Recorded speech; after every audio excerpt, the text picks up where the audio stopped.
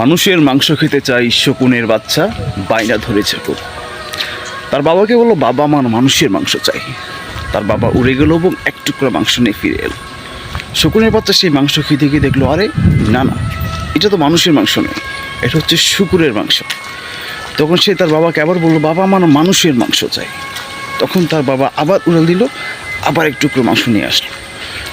সেটা খেতে গিয়ে শকুনের বাচ্চা বুঝতে হলো এটাও মানুষের মাংস নয়, এটা হচ্ছে মরা গরুর মাংস।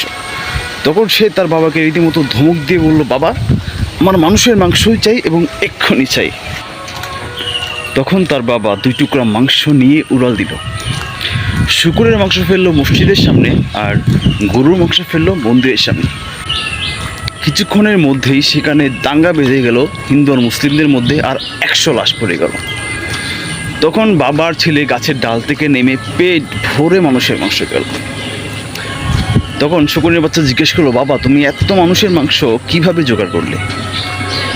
তখন তার বাবা বলল যে মানুষ হচ্ছে সৃষ্টির সেরা জীব, কিন্তু ধর্ম আর রাজনীতিকে ব্যবহার করলে মানুষ পশুর চেয়ে হিংস্র হয়ে যায়। তখন শকুনের বাচ্চা বলল, বাবা তুমি মানুষের মাংস খাওয়ার জন্য ধর্মকে ব্যবহার করলে। তখন তার বাবা বলল, তুমি এক্ষুনি মানুষের মাংস খেতে চাইছো, সেই জন্য আমি ধর্মকে ব্যবহার করব। কারণ ধর্মীয় আঘাতটা খুবই তীব্রভাবে প্রভাব ফেলে মানুষের মনে এবং তাৎক্ষণিক ফলাফল পাওয়া যায়।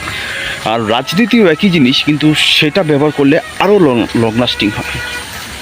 তখন শকুনের বাচ্চা বলল, বাবা তোমার মাথায় এত বুদ্ধি। তখন তার বাবা বলল, এটা আমার বুদ্ধি না, এটা আমি মানুষের কাছ থেকেই শিখেছি। মানুষের মধ্যেই কিছু মানুষ যখন অনিষ্ট করতে চায়, তখন তারা ধর্মকে কিংবা রাজনীতিকে ব্যবহার করে থাকে। আমি শুধু তাদের বানানোর সিস্টেমটাকে অ্যাপ্লাই করেছি।